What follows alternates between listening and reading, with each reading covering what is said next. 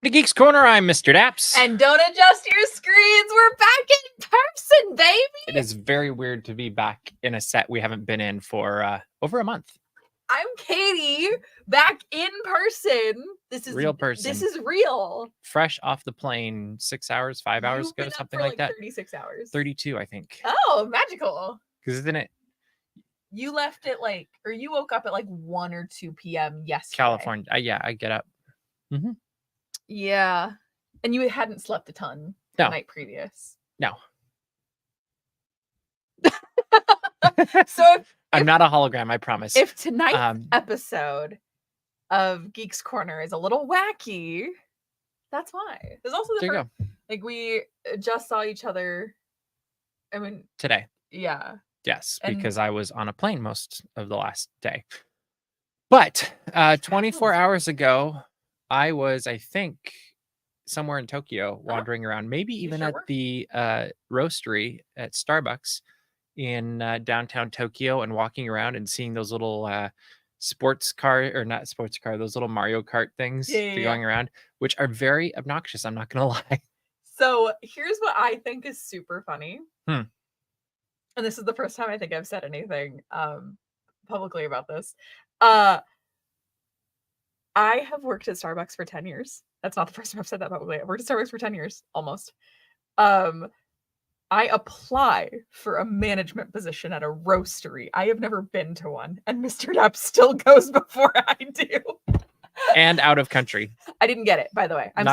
Not even a local one. I'm not moving. But I just think or domestic one. Yes. So now our goal is to hit the other 5. Yeah. There are only 6 roasteries in the world, and which is really quite impressive when you think about it. I can't name them. I can tell you the first one that opened, and that's Seattle. I could not tell you the other ones, but it's Seattle, Chicago, New York are the US ones, and then Tokyo, Shanghai, Milan. I think I would have gotten all but the last one.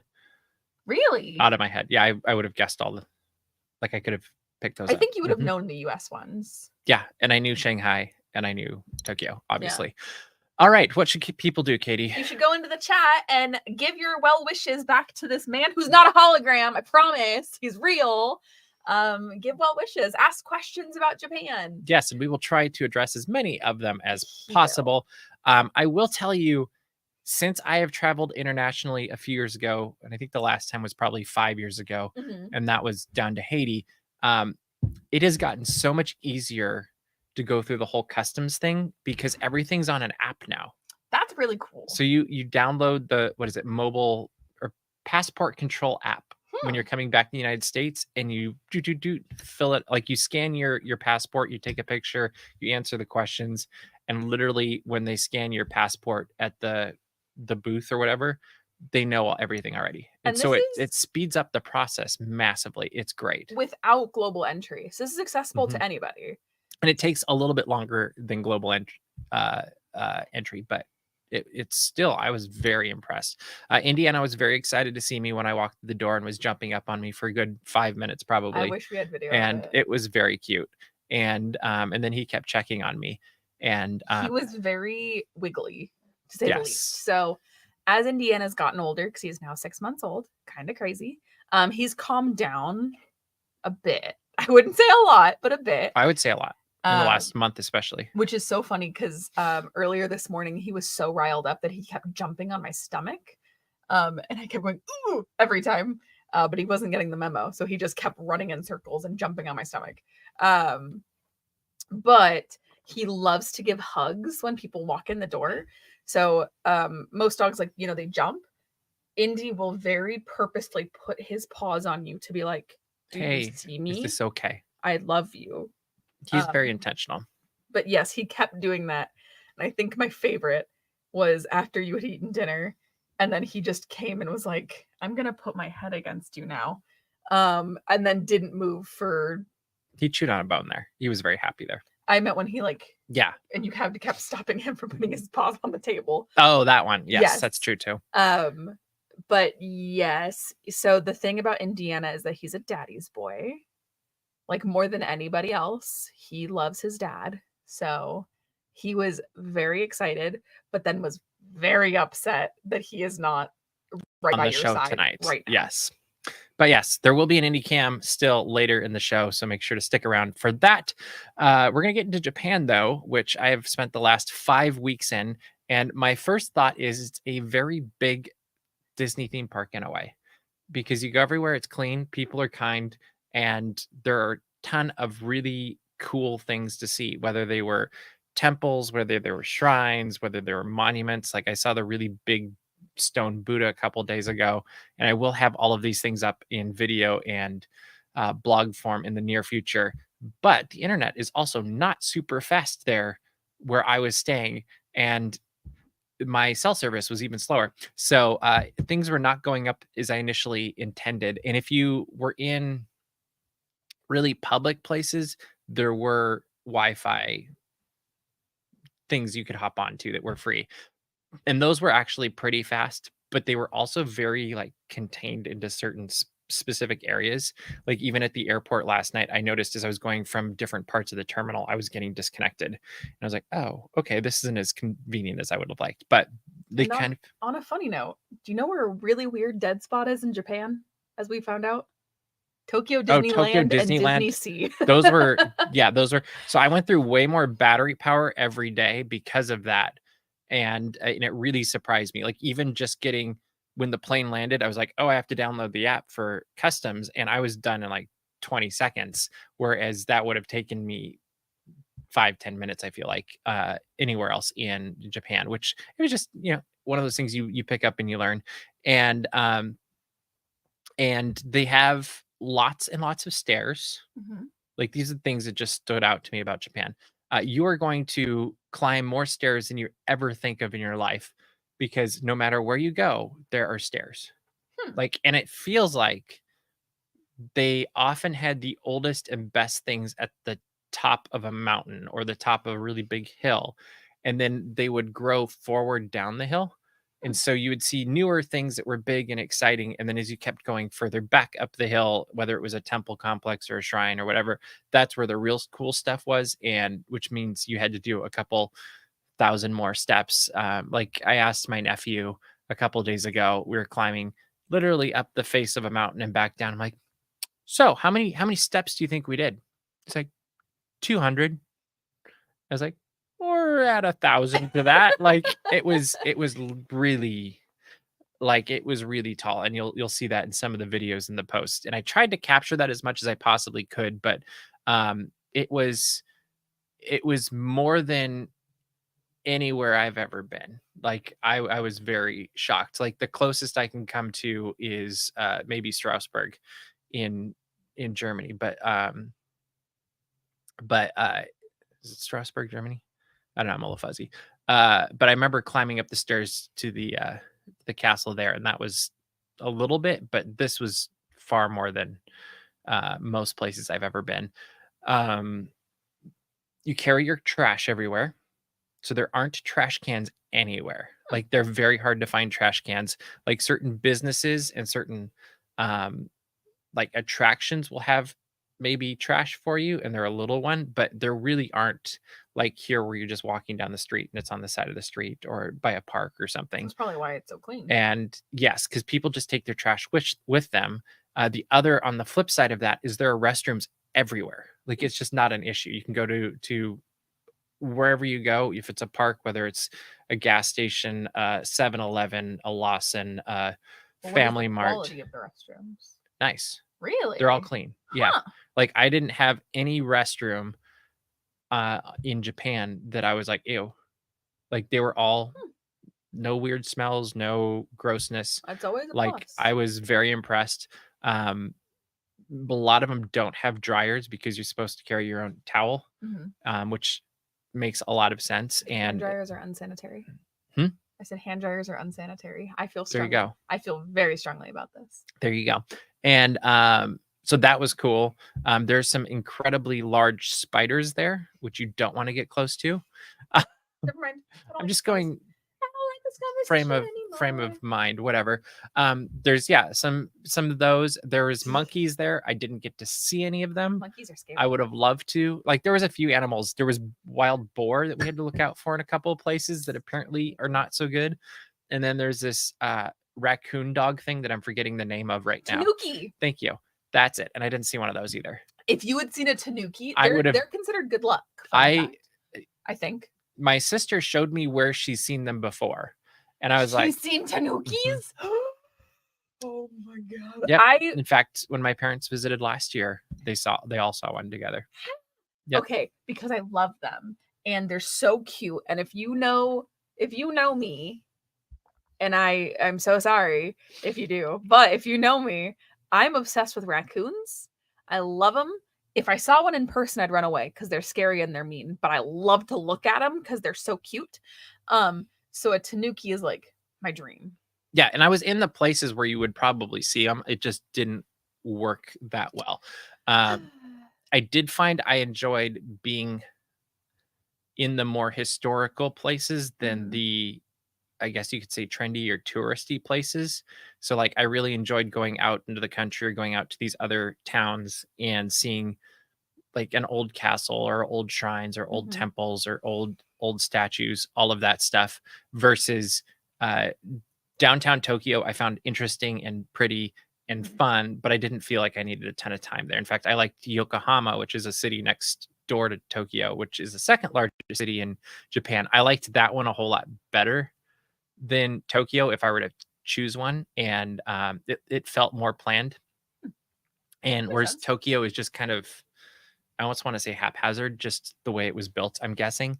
And but overall, I would pick the more historical places than the newer places where you can go on go-karts through downtown, or even Shibuya Crossing, where I was kind of like, oh, now I've seen it. Like it didn't blow me away necessarily. It was just kind of like, yep, it's exactly what they say it is. And it's kind of funny to watch people scramble, but it's not that hard to get across. I wonder if it'd have been different if I was looking at it from above, but that Starbucks is closed. Like it looked cool, and I tried to get as high as I could with my camera and stuff. So we'll see how some of my footage turned out. But it was interesting. Like it was definitely a cultural phenomenon that was a mix between New York, Las Vegas, and San Francisco. And just because you had these screens like there's a Disney Plus screen that's up on probably 30 stories up, and it's playing Disney Plus teasers and trailers the whole time. And then there's another one over there doing Japanese stuff, and there was a baseball one. See, that sounds like sensory overload to me. Oh, massively. Yeah. Like, because there's screens, like these massive LED screens doing different promotions for different things. And then if that's not enough, there's also trucks driving around that have screens on the side of them with like songs and stuff happening. That's crazy. It was different. And it was only in that area around Shibuya Crossing. Like that's what was really interesting about it. Because I walked over to the roastery, the Starbucks roastery, and within a couple of blocks, all of that disappeared. And it was just a really quiet, quaint downtown with an occasional like park and housing. And that was actually, I enjoyed that part a whole lot more. But yeah, I really enjoyed Out of the City. I did not see any of those crazy animals, but what I did see was a dragon in a cave. A dragon cave on Inoshima. And that was one of the more challenging hikes that we did because you go up a big hill and then you go down stairs. And if you look at my photography page, you see a picture I did of there's a guy fishing in front of Fuji. And that's just outside of the dragon cave. And so you go in, and first you go, like you pay to go in, and it's not very much. And first you go in the left side, and it's only probably like the cave is only like this tall, like which made it a challenge being taller and having a backpack. But my nephews were fine. But they give you a candle thing that you go in and you see some, I think, I can't remember if they're cannons or guardians or shrines, whatever they were in the back. And I'm not on my sharpest right now. So, but you go back there and you do that with your candles first. And if you're under 6, you get an electronic candle. And if you're over 6, you get a real candle. So one of my nephews got a real candle, and that was very exciting. So you go back, you see that, then you come back to the splitting point and you give back your candle and you're like, thank you. And then you get to go down this other path where you find this dragon, and the story is there's a princess and a dragon and something to do with the island, and I think falling in love eventually. It was kind of a Beauty and the Beast story, Oh my god, it's like Shrek. a little bit. And I think the princess, like, I don't know if she like banished the dragon to the cave or he was guarding the cave for the love or something. Like, I kind of Uh-huh. was getting lost a little bit in some of what was happening Okay. because there is a little bit of a language barrier. A little bit. And but you go back into this dragon cave after you've gone up this mountain, down another side of it, right along the edge of the water, through a couple little tunnels, and here is me and my nephew walking up to the dragon, and the theatrics that are involved with meeting a dragon in a dragon cave.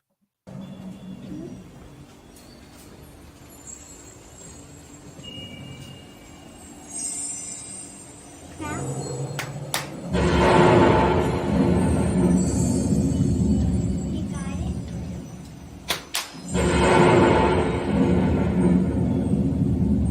Done? My favorite part of that video is one, your nephew going, clap, and then you got it. That's so cute. And we did it several times to try to not get the commentary also, but no, the commentary. the makes commentary it was for actually very me. cute, and I thought the walking up was, I liked that part of the video.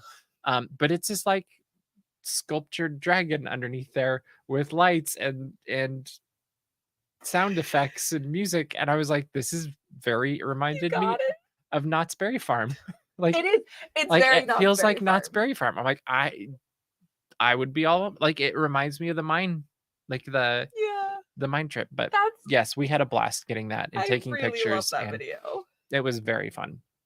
And there's other videos that will be coming soon, but one of the problems with the internet not being super fast is nothing was syncing, so I wasn't able to have access to things like I normally would here in the States, which is fine because then we'll just spread it out longer and you get more Japan fun things like this as we, Japan Daps. there we go, all of that fun stuff. But that was the dragon, and it was, I don't actually know what I thought of it because you hear this story, I'm like, what am I getting into? And I think in my head I was expecting like an ancient stone statue or something Mhm. underneath there, and then you walk in and it's this, and I was like, huh. And at first I didn't realize you clapped and then it would do all this Mhm. stuff. So I'm like, there's a dragon and there's sound effects. And there's no lightning or thunder or Mhm. any of that happening yet. And it took somebody else doing it first. And then we went back and did it again. And then we're like, that's what you saw. But that was just one of the interesting things we saw. We also went on a pirate ship, Hakone. We went on a rope line, they call them there, but think of like the Skyliner at Walt Disney World. But we went on one right over a volcano. Like, literally, the picture is down. If I'm sitting here, it's right here, and it's not very far. I'm nervous. And if before we got on the ropeway, I was standing taking pictures of it, and I was probably, I don't know, 15 yards tops, maybe not even that. Like, it was very close. I'm gonna say 20, 30 feet from some of the vents where you could see steam coming out from. And they're like, oh, don't worry, it hasn't erupted since 2015. That's recent. Which is recent. And then it also has signs all over that says, when the mountain erupts, go to the big, go inside. That's what it is, something like that. And then it had arrows, and you're supposed to go to the top building because gravity. To put into context how recent 2015 is, 2015 is the first time I was on Geeks Corner. There you go. That's insane. But on the flip side, they also have like troughs, and like they've kind of got it ready for if and when it Yeah. does go again. Like, there's clearly a plan for this, and there's even like ports to send the lava a certain direction. But it is weird because when you're standing there and it's right here, you've got all of the volcano thing. You look straight forward and you can see Yokohama and Tokyo. Wow. Like, granted, it's a ways away, but it's in the skyline. Like, you can see it down through the valley. And I'm like, if this thing really went, that's terrifying. We also went to Disney. Yeah. But before we get to that, we do have to get to IndyCam. The baby. And this was sent to me last week, I think, or the week before, and it's one of my favorite ones of Indy. So enjoy this week's Indy Cam.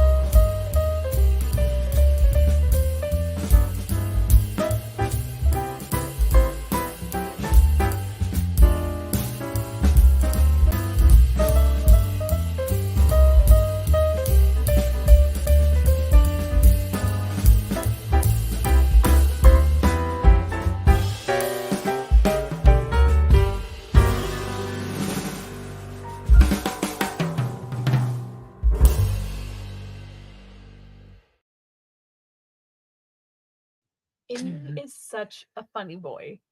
He kept trying. And my favorite is when he gets it and then he goes, huh. Oh, let me try again. Let me try again. Yeah. My other favorite part of that video is when he keeps looking around for reassurance.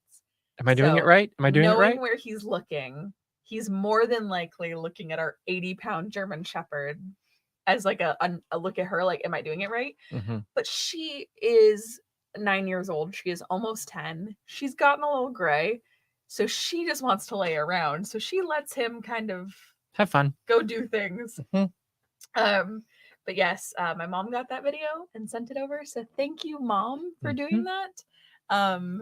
Indy is such a little dweeb and I love him so much. I love that dog. Fair. Yeah. He's the best. He is.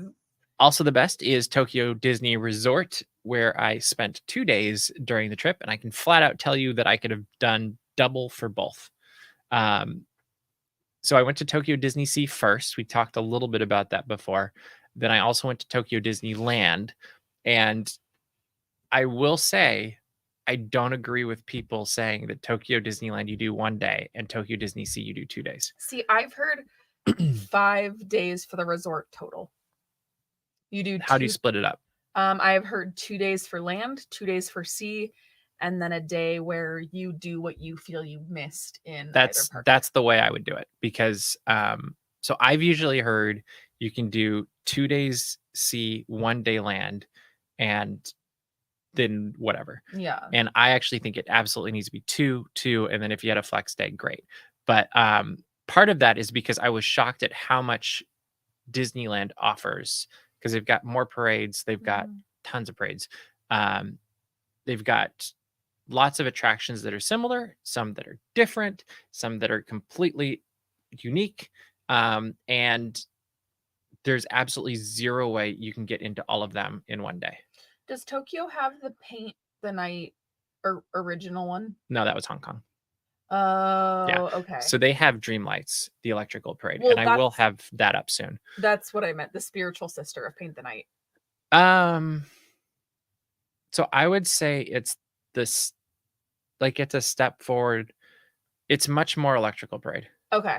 Because it doesn't have the LED. No, it's got lights that are like, it prides itself on its millions of lights, but to me, the music they've chosen is much more, I mean, it uses the electrical parade theme. And I would say it's the next level of electrical parade versus being a completely different night parade that was inspired by the electrical parade. So more post EP, less pre-paint. Yes, but using the same technology. As paint?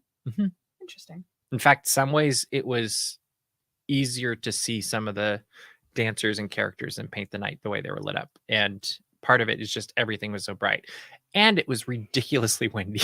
So I'm curious how that's going to turn out in the video too. The Walt Disney Company, if you're listening to me, please give me Paint the Night back. Please. Dreamlights was pretty cool though. Another thing that they had that was completely unique to Tokyo Disneyland is the Beauty and the Beast ride. And I'm not going to show it to you. You can go look on our YouTube channel later if you want to. It will be up at some point. but it has a great queue, and it's worth waiting in the standby queue just to see some of the details that are found in it. And here is one of them.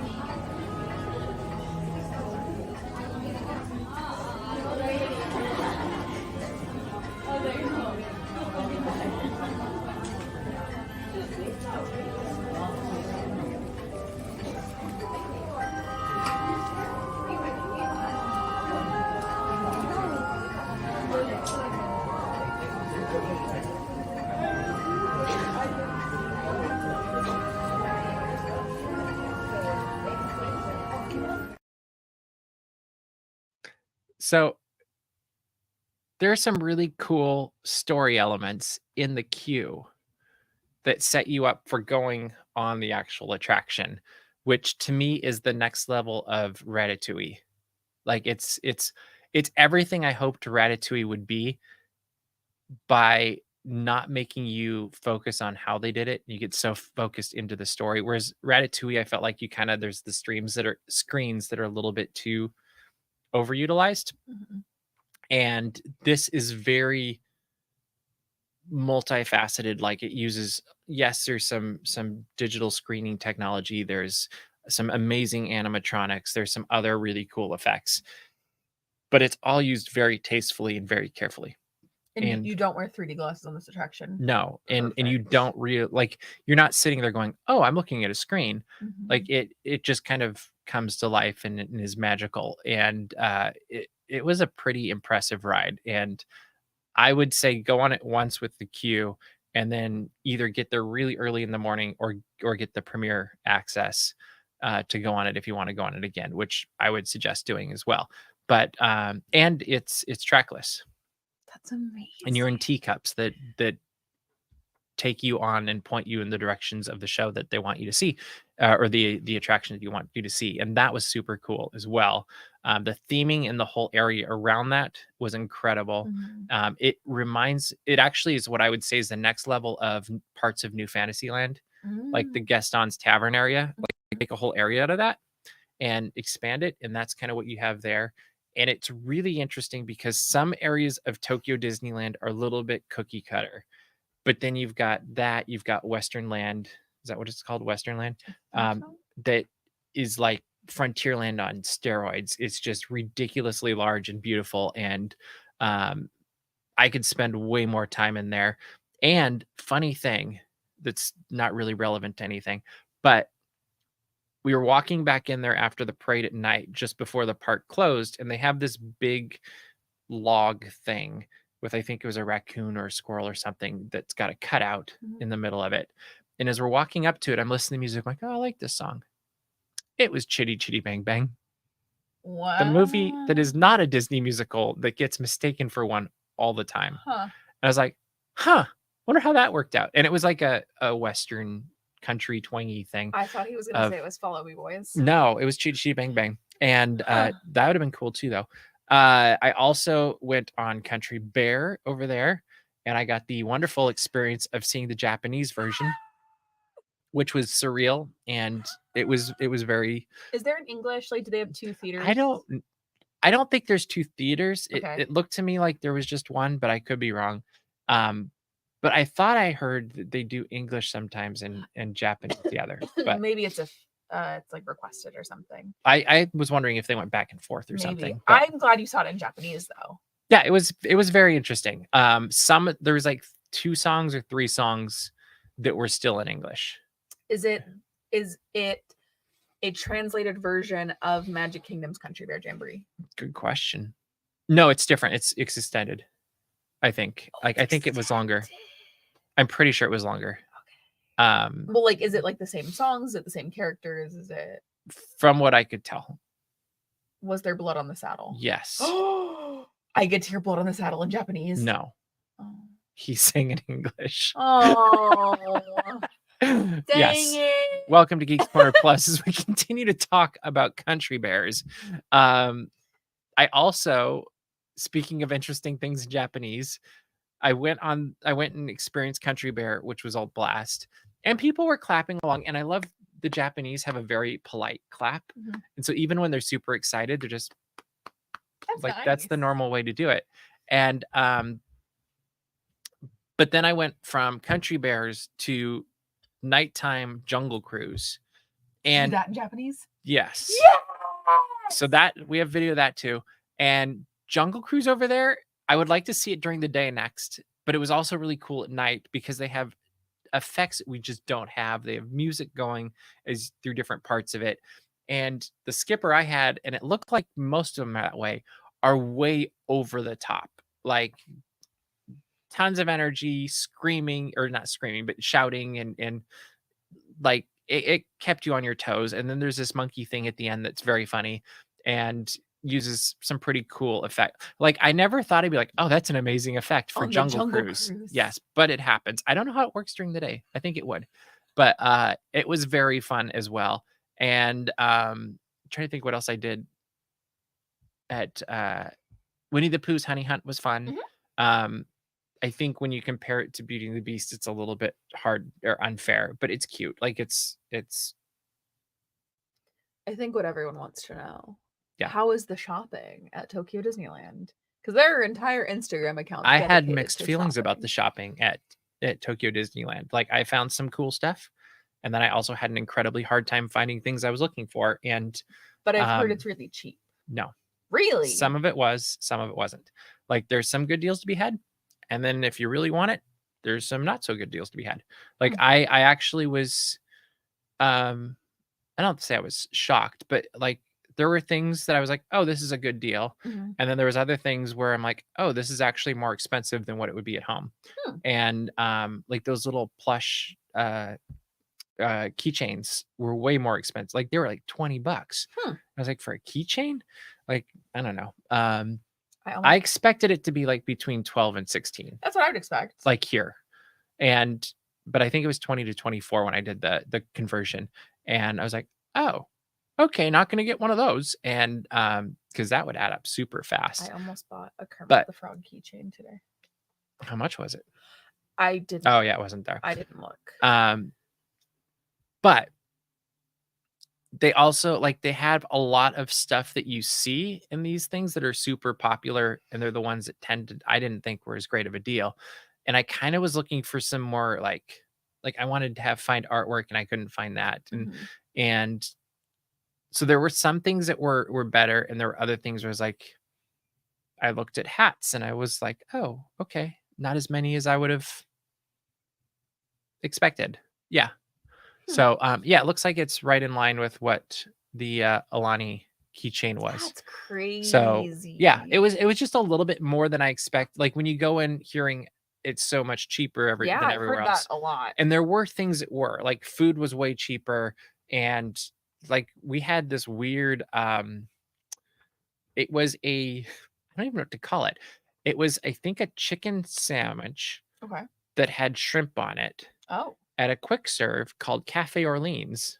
Basically the same place proportionally to like if we were in our New Orleans Square. Yeah. Same exact. Okay. Like Pirates is over here, but like old school Pirates with the walkway straight out. Oh, amazing. And Cafe Orleans was a walk up, and you walked up the middle from the front. And so we had that, and we had some Irish coffee, I think, there that was for the most part really good, other than the sugar coating at the bottom, which was too much. But until that last sip, everything about that was amazing.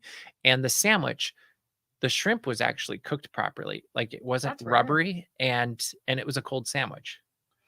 Like, and it was surprising. Like it had that, it had cream cheese, and it had chicken and lettuce or something. Like, and that sounds appealing. It was actually, see, I didn't think so, but I was like, well, we're in Japan, let's try it. But I am very picky about shrimp to the point where I almost say I don't like shrimp because it is ill prepared so frequently. Yeah. But hearing you like, no, this one was done correctly. Without your endorsement, I would have said no, thank you. I'll pass on the shrimp. But with you saying that, I'd be like, oh, I'd be very interested, because when shrimp is done well, big fan. And then I had pizza later in the day, and I was like, it's fine. It was, and then we got the little. Did you have any weird popcorn? No. Here's the thing about the weird popcorn. It's a commitment. And when you only have one day in the park, it's a long line, you're going to spend your whole day in line for popcorn. And it was kind of one of those things we talked about it. I'm like, I see that line. That line is at least 30 to 40 minutes long, and that's just something I don't want to give up. That's fair. And Time's a commodity. yeah, and so, and I still like felt like we were running out of time. We were both talking about how, because I went with my sister, we were both like, we really wish we had a second day there. I mean, we wanted a second day of both, but Yeah. we only had so much time. But very fun. Their fireworks is only like 5 minutes long. Fantasy in the And- Sky? No. Or the joke? I think it's Living in Color or something. I don't know. But it's cute. It's not their marquee attraction, I would say. Mhm. But it's the same. It's interesting because they shoot it off from behind Disneyland, and you also watch the same show from DisneySea, and it's way better from Disneyland when you have the castle and That makes sense. and they do the lights on the castle and things like that. Whereas Tokyo DisneySea, it's a little bit further away, and it almost gets lost a little bit. And How long do you have to wait though if fireworks are 5 You don't. minutes? Really? we showed up probably 5 minutes before and sat in front of the castle. Oh, that's awesome. And people were sitting in all the areas, but there was still space. That's awesome. And honestly, we did that for the parade in the afternoon too. We showed up, I think, 15 or 20 minutes before, and yes, we were a little bit back, but everybody's sitting, so it worked out just fine.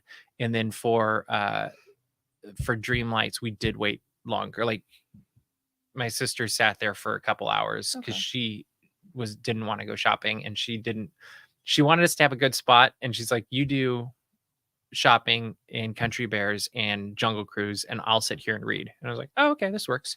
So we did that. And I will say I was super impressed with all the cast members there. You guys did awesome. And their guest control was incredible. And even to the point of like, when you sit down on that, they're like, so if one of you wants to leave, it's okay, but go one at a time. Like, it's a 1-to-1 saving thing. And I was like, we're like, perfect, because it is just two of us. And no, they were all super, super great, super gracious, and we had a blast. That's awesome. All right. We are running out of time, and I've been up for 30-something hours. So, Katie, what should people do? Just go to dapsmagic.com. Check out all the Disney and geek news as it happens. This man has been running Daps Magic from a different time zone. Different day sometimes. Different day sometimes for 5 weeks, and content has still gone up every single day. So give your claps and then subscribe to our mailing list and find our Patreon so you never miss anything from us ever again. And make sure to thank the whole team because they help make it possible. Also, make sure to subscribe to our YouTube channel because you will see all of those vlogs going up. I took vlogs throughout the entire trip. None of them are up because the internet just was not letting it happen because clouds. But that's fine. It's great. Anyway, subscribe to our YouTube channel, and we'll have Candlelight up soon as well. You don't want to miss that. But that is all the time we have for you this week. So we will see you around the corner. Bye.